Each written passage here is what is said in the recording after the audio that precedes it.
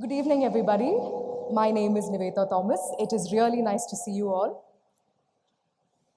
For a girl with many dreams, aspirations, and ambitions, the one thing that I was fighting against was the lack of time.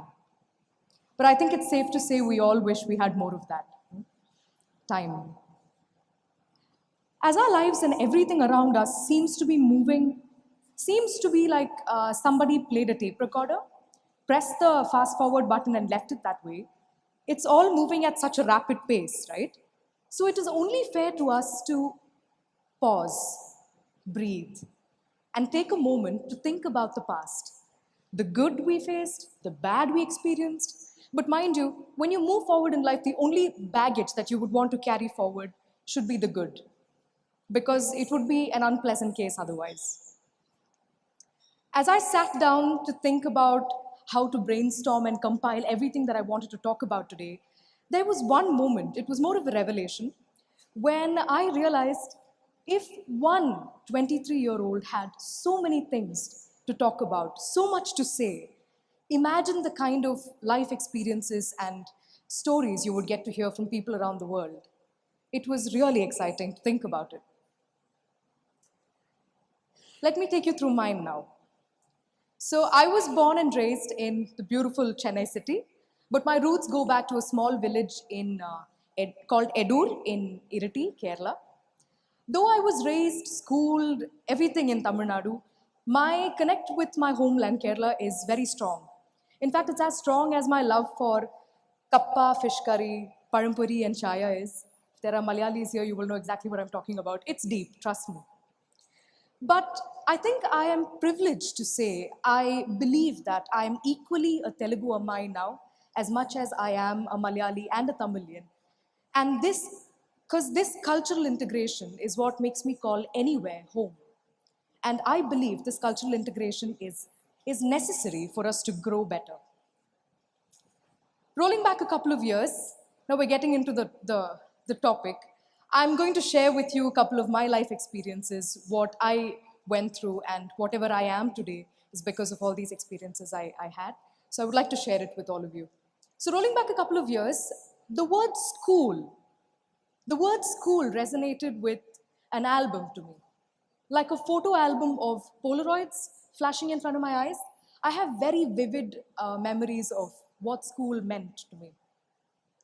I faced the camera first when I was 8 years old. And since then, believe it or not, I have been to school sometimes, visited school. By visit, I mean literally just visited school 3 or 4 times, 3 or 4 days a month. Honestly, that's how much I've been there. I think definitely my teachers must have seen chief guests repeat themselves to events more than I've actually been in school. But going to work, acting, on longer schedules, and then coming back to sitting in class, being attentive, completing classworks, being on par with where the rest of the class was very taxing. Sometimes I would also want to give up removing all the makeup before I fly to bed. But before I could think about it or realize, the struggle with all this had already become my life. So, as a kid, I remember I wanted to take a moment to decide on few things before I proceeded forward. I wanted to draw a line between work and study. That's what I wanted to do. It sounds like a very, very simple idea, but trust me when I say this, it required a battalion of people to execute. I needed my teachers, my principal, my friends from workplace, my friends from school, my producers, my directors, all my technicians, and my family more than anything. And today, when I look back and think about it, I have been more than blessed. I feel like I've been blessed more than required to have had them all. In fact, my school was so supportive. My principal, Brother George, was so supportive of me going to ACT that the 3 or 4 days that I would go to school, he would look at me and be like, "Oh, Nivetha, you're here. When are you going back to work?" I was like, "Let me," and my timing was so off. The 4 or 5 days that I got to be in school, was when I had my math test. Don't even ask me about it. I've also played stunts where I have fever and I want my mom to take me back home just once. But yeah, I've done that, sadly. School was a bundle. School was what set my foundation. The base of the base for me is so strong, and I can so happily say that my character and my personality, anything to deal with the development of my personality, I owe it to my school, and I can't thank or talk enough about the importance of holistic education that I received from school. This one memory is so vivid in my mind, where the fact that the announcement of me receiving my first ever award for my first film in Malayalam, which was called Verdi Oru Bharya, I had received a Kerala State Award for it, and the person I got to know that from was Brother George, my principal. I was in the school ground practicing long jump or something for the sports day, all muddy and dirty. And there's a student who comes, says, principal's calling you. What do you instantly think? I'm like, what did I do now? I behaved, I was okay. Did I do something wrong? So from point A to point B, that's what I'm thinking about. So I go to his office and then he turns on the television, tunes into a channel, and he simply said, you won. So I saw my name scrolling down with the picture, and honestly, that moment, it hit me so hard that rather than feeling accomplished or satisfied, everything around me became muted. It got really quiet. And I thought that appreciation came just at the right moment in my life when I almost took it synonymous to wanting to show my gratitude towards all the people who helped me get to that point. My principal, my family, everybody came to my mind at that point. It was just so special, and that episode ended with, like in my mind, it was like all my teachers congratulating me and seeing them celebrate and seeing them feel so joyous about me achieving something was validation to me that all that hours and days of hard work, doing what I loved doing, was absolutely worth it. So from then on, I was happily studying away till there was one moment where I think I can speak confidently for all of you. There's that one moment in your school life when we feel something completely brand new.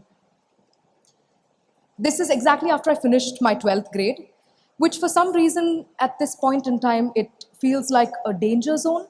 That's how it's made to be felt, like a danger zone. When I crossed that state, I was posted with a very, very, very difficult question. What next? Honestly, this is how it was in my mind. The room got extremely dark. There's a focus light on you. All your relatives start becoming active again, even distant ones. Your parents are alert. Your siblings, and if you have younger ones, a sister or a brother, he or she is suddenly looking up at you thinking, what are you going to do? Who are you going to be? What do you want to become? What do you want to become? Who do you want to be in life? Like, do this as an exercise. Just go home and say this question 3 times and you'll want to sit down. Because I've never been able to answer this question. Who do you want to become? What do you want to become in life? It's an incredibly heavy question, which I feel requires a lot of thinking and a lot more living to actually figure out. So at that point, I had to choose between walking a trodden path or an untrodden path.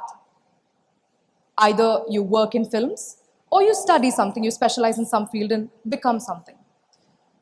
But I chose to walk in between. Yeah, I did.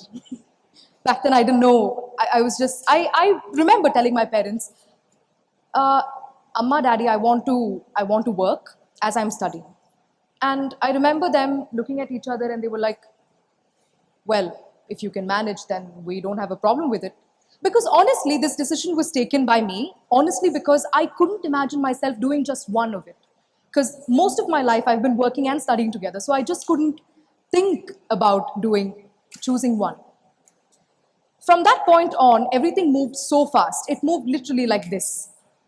I moved on from wanting to study aerospace engineering to joining university to study 5 years of architecture. Don't ask me how that happened. That happened. So, when this fairy tale of school life was just ending, the actual picture came into my life when I started college. College came in like a royal entry, it had a royal entry. College sort of feels like us going to watch a Rajnikant film first day, first show. You have this unexplainable high. You don't know what you're feeling. You suddenly feel like an adult. You're given a car. You can drive yourself to college. School, it's only cycling and auto man. Remember my van driver who drove me for 14 years, and suddenly you have a car. You have a place to park your car. And then you're no longer wearing uniforms. It's so exciting, you feel like you're an adult and you have responsibilities. And honestly, no money can ever buy the experiences that I had or the lessons I learned during college. The 5 years of me studying in that institution and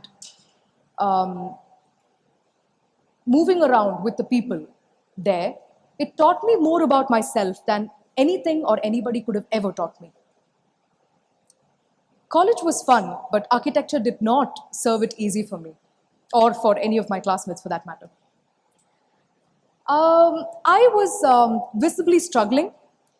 At this point, I had a lot of struggles with having to manage minimum attendance required to appear for exams, struggling with trying really hard to perform well, struggling with completing designs on time, struggling to be on par with where the rest of the class was. This was extremely taxing. It was. But while also listening to script readings, and there were a lot of narrations happening, which I would okay at one point so that I can work on those films when I had my semester vacation. So this is how my pattern in college life was. All this was happening, but the real struggle was inside me. I was constantly at war with my mind. I was struggling with exaggerated thoughts. I was fighting against stress more than the physical exhaustion. I was fighting against stress, strain, fear, doubt, overthinking, procrastination, and also extreme self criticism. All these were emotions I was not prepared to face. I was not prepared to handle. Nobody taught me in school or anywhere to learn how to handle these things. And all I would do is sometimes just break down and cry. Would that make me feel better? Sometimes, but not really. I would not know what to do. When I was in a point that way, um, it was extremely difficult. Now, when I think about that phase between 2013 and 2018, happily thinking about it, I often think, how did I even get through? How did I get through that point? How did I go through from semester to semester? How did I even do that? I think about it. And there were a couple of things that came to my mind. Was it the way I was so warmly welcomed into a whole new industry, the Telugu industry, which happened during my second year of college? Or was it the kind of appreciation that I and my team received for films like Gentleman and Ninnukori and everything that followed? Was it the radical thinking of my mum and the constant support she gave me? Was it the difficulty with which my father moved so far away from family to work for the family, earn money for the family, keep us in good shape, while he missed us so much and still worked with so much of conviction? Was it seeing my brother live his life like there's no tomorrow, so happy? Was it seeing my friends, though they were having struggles of their own, working extremely hard, toiling rigorously to make sure that they accomplished their dreams while helping me out too? Or was it the hand of God that was constantly there beside me, guiding me through every step of the way and always whispering in my ears that you're not alone? Yes, I believe it was all of this. But most importantly, it was the small decision that I made to have little faith in myself that I could do it. No matter what, I could do it. It seemed like a very simple idea, but it actually worked. I just thought, this is my life. I wanted this. I should be prepared for all of this because I chose this. The decision was mine. So no matter how difficult it gets, nobody is going to help you. Nobody is going to be able to help you but yourself. So when I passed out of college, honestly, I believe I came out much stronger. I came out to be a stronger person, mentally and physically. I started appreciating myself more. I accepted the bodily changes I had through time. I understood the value and importance of constructive criticism. And I started seeing beauty in flaws. Because trust me, I realized more than ever that we are perfect just the way we are. We don't realize it. We are perfect just the way we are. And boys and girls, please don't bend your knee to satisfy societal standards. Live your life because that's yours. And no matter how much you wish you got help, no matter how much you wish that this moment just passed, I close my eyes and this moment just passed, it will never happen because those things only happen in movies. You know, they really don't happen in real life. So as long as you start believing in yourself, these things will not magically happen. And through all this, I realized the importance of people and the importance of interaction. I needed people. You know, people are what? People are who made me get through all this time. They helped me a lot. Every doctor needs a patient. Every police needs a case. Every climber needs a mountain. Every speaker needs an audience. Likewise, every actor needs an audience. Like every speaker needs a listener, every actor needs an audience.